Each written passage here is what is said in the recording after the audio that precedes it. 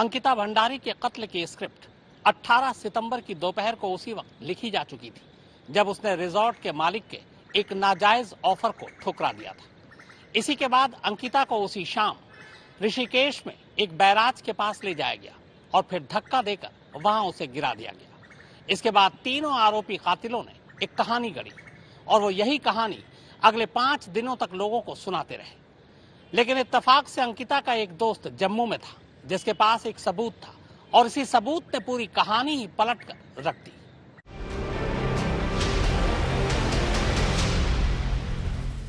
अच्छा, मेरे को एक बात बताइए। हाँ, आपका फोन क्यों लिया था उन्होंने? मेरा फोन, उसका फोन स्विच ऑफ हो गया था, बैटरी डाउन हो गई थी उसकी। उसे तुमसे बात करनी थी जब मैंने आपको फोन किया था ना। 9 बजे। हाँ, जब मैंने आपको लास्ट टाइम पे फोन किया था हाँ जी। तो उस टाइम पे वो मेरे साथ ही थी और उसने मेरे से मेरा फोन लिया और उसके बाद फिर मैंने उसे कहा कि फोन दे दे। उसने कहा कि मैं आपको मॉर्निंग में दे दूंगी फोन। जब आप बाहर गए थे तो आप कब आए थे वापस? हम आ गए थे शायद 9 बज रहे होंगे उस टाइम। हाँ, तो 9 बजे के बाद उनका फोन बंद है और अभी तक बंद ही है। फिर मुझे कैसे पता होगा, खुद बताइए आप। मैटर क्या हुआ पहले ये तो बताइए आप, मैटर क्या हुआ? मैटर कुछ भी नहीं थी, नॉर्मल चल रहा था सब कुछ। थोड़ी अपसेट थी वो। खाना खाया था उन्होंने? हाँ, मैंने खाना भी दिया था उन्हें। उन्होंने खाया था? अब ये तो मैं नहीं बता सकता। अच्छा। पहली 3 आवाज उन 3 आरोपी कातिलों की है जिन पर अंकिता भंडारी के कत्ल का इल्जाम है, जबकि चौथी आवाज अंकिता के उस दोस्त पुष्प की है जिसकी वजह से शायद ये केस इतनी जल्दी खुल गया। इस पूरी बातचीत में ही अंकिता की गुमशुदगी की शुरुआती तमाम सच्ची झूठी कहानी कैद है। इस कहानी को समझने के लिए न सिर्फ तीनों आरोपी कातिलों की बात सुननी जरूरी है बल्कि इस बातचीत का वक्त जानना भी बेहद जरूरी है। इन तीनों की ये बातचीत सुने उससे पहले अंकिता की जिंदगी के आखिरी पलों की कहानी जान लेते हैं जो इनकी बातचीत से ही सामने आती है। हालांकि ये कहानी झूठी है, फिर भी सुनिए। इस कहानी के हिसाब से 18 सितंबर की दोपहर को अंकिता का मूड खराब था, वो अपसेट थी। उसका मूड ठीक करने के लिए शाम 6 से 6:30 बजे के दरमियान तीनों आरोपी कातिल अंकिता को लेकर ऋषिकेश जाते हैं। फिर अगले 2.5 से 3 घंटे में चारों वापस रिजॉर्ट लौट आते हैं। अंकिता के मोबाइल की बैटरी चार्ज नहीं थी, इसीलिए वो पुलकित से उसका मोबाइल मांगती है और पूरी रात पुलकित का ही मोबाइल अपने पास रखती है। इसी दौरान रात 9 बजे के बाद रिजॉर्ट का एक स्टाफ अंकिता को उसके कमरे में खाना देता है। रात 10 से 10:30 के दरमियान सभी सो जाते हैं। सुबह पुलकित अपना मोबाइल वापस लेने के लिए अंकित को अंकिता के कमरे में भेजता है और तब पहली बार पता चलता है कि अंकिता कमरे में नहीं है और वो गायब है। तो ये तो रही तीनों आरोपी कातिलों की शुरुआती कहानी। इस कहानी में क्या क्या झोल है वो बारी बारी से हर आरोपी कातिल की बातचीत सुनाने के बाद आपको बताऊंगा। तो सबसे पहले रिजॉर्ट के मालिक और इस केस के मुख्य आरोपी पुलकित आर्य की इस बातचीत को सुनो। यह बातचीत अंकिता के दोस्त पुष्प ने रिकॉर्ड की। दरअसल जब 18 तारीख की रात को पुष्प की अंकिता से बात नहीं हुई और अंकिता का मोबाइल उसे बंद मिला, तब उसने 19 सितंबर को दिन में पुलकित को पहली बार फोन मिलाया था, सिर्फ ये जानने के लिए कि अंकिता कहाँ है। अच्छा, मेरे को एक बात बताइए। हाँ, आपका फोन क्यों लिया था उन्होंने? मेरा फोन, उसका फोन स्विच ऑफ हो गया था, बैटरी डाउन हो गई थी उसकी। उसे तुमसे बात करनी थी जब मैंने आपको फोन किया था ना। 9 बजे। हाँ, जब मैंने आपको लास्ट टाइम पे फोन किया था हाँ जी। तो उस टाइम पे वो मेरे साथ ही थी और उसने मेरे से मेरा फोन लिया और उसके बाद फिर मैंने उसे कहा कि फोन दे दे। उसने कहा कि मैं आपको मॉर्निंग में दे दूंगी फोन। और आपने दे दिया? भाई, मेरे फोन में मुझे रात में क्या करना था फोन का? अच्छा जी, ठीक है, चलो कोई बात नहीं। रात में मुझे फोन का क्या करना था? मेरा फोन तो उसी के पास था। रात को? हाँ। तो मेरे को तो फोन तो नहीं किया उन्होंने। क्या? मेरे को फोन नहीं किया फिर भी। अच्छा, उल्टा मैंने 3 बार किया, उन्होंने उठाया नहीं। फिर ऐसा कैसे हो सकता है बताइए?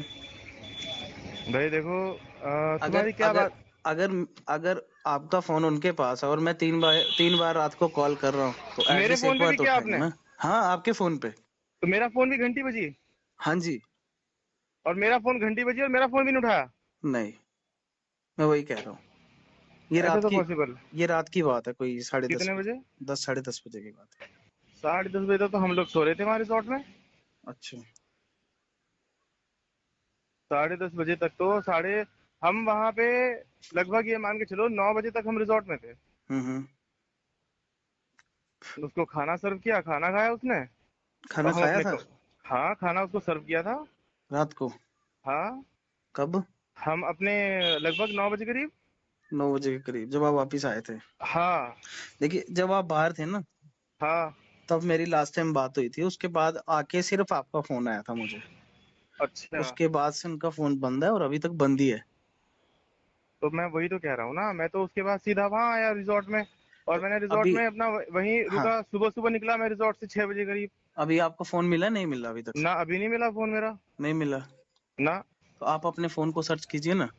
मैंने, अरे भाई, मैंने सुबह सुबह उसको सौरभ को भेजा था ना अपने फोन को सर्च करने के लिए। हम्म। मैंने सौरभ को बोला, मैंने कहा भास्कर को बोला, मैंने कहा सौरभ ऐसा है, वो अंकिता के रूम में मेरा फोन पड़ा हुआ है, उसे नॉक करके जो है ना मेरा फोन उठा करके चार्जिंग पे लगा दे। मैं अभी थोड़ी देर में पहुंच रहा हूँ रिजॉर्ट में। तो ओके। उसने मेरे को बोला कि भैया, उसने सौरभ को भेजा, उसने बोला भैया वो तो रूम में नहीं है। मैंने कहा अच्छा।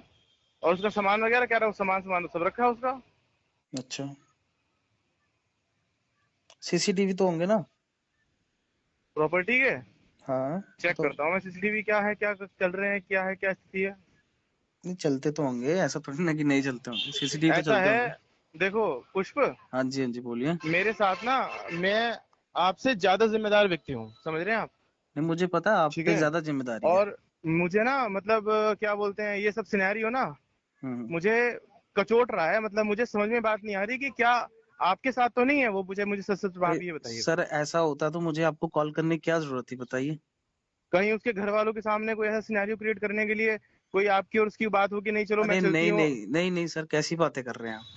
मैं अपने घर पे हूँ, मेरी लोकेशन देखिए आप। और इतनी जल्दी पॉसिबल नहीं हो सकता, यहाँ से 13-14 घंटे की जर्नी है। ओके। तो आप बाहर कब उसके गए थे? कहा, बाहर कब गए थे आप? रिजॉर्ट से। 6 बजे? हाँ, रिजॉर्ट से लगभग 6 बजे तो नहीं गया था। हम लोग गए थे कोई ऐसे 6:30 7। अब एग्जैक्ट टाइम तो मेरे को ध्यान नहीं है। अच्छा अच्छा, तो 9 बजे वापस आ गए थे, हैं? हाँ, 9 बजे तक आ गए थे वापस। अच्छा, रात तक तो रूम में थी ना? रात तक रूम में थी वो। अच्छा। तो यहाँ पुलकित पुष्प को बता रहा है कि वो चारों रात 9 बजे तक रिजॉर्ट वापस लौट आए थे। ये पुलकित का पहला झूठ था। सीसीटीवी कैमरे के हिसाब से ऋषिकेश से रिजॉर्ट वापस आते वक्त स्कूटी और बाइक पर सिर्फ 3 लोग थे।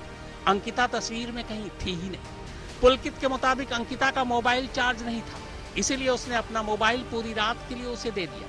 यह पुलकित का दूसरा झूठ था। खुद पुलकित कह रहा है कि वो सभी 9 बजे रिजॉर्ट लौट आए थे। अंकिता अपने कमरे में चली गई थी। रिजॉर्ट में बत्ती भी गुल नहीं थी, तो ऐसे में रिजॉर्ट आने के बाद अंकिता अपना फोन चार्ज भी कर सकती थी। सच तो यह है कि ऋषिकेश में लड़ाई के दौरान पुलकित का फोन नहर में जा गिरा था। बातचीत के दौरान पुलकित उल्टे पुष्प से सवाल पूछता है कि कहीं अंकिता तुम्हारे साथ तो नहीं है। यह खुद के बचाव के लिए पुलकित का तीसरा झूठ था, क्योंकि तब पुष्प ऋषिकेश से बहुत दूर जम्मू में बैठा हुआ था।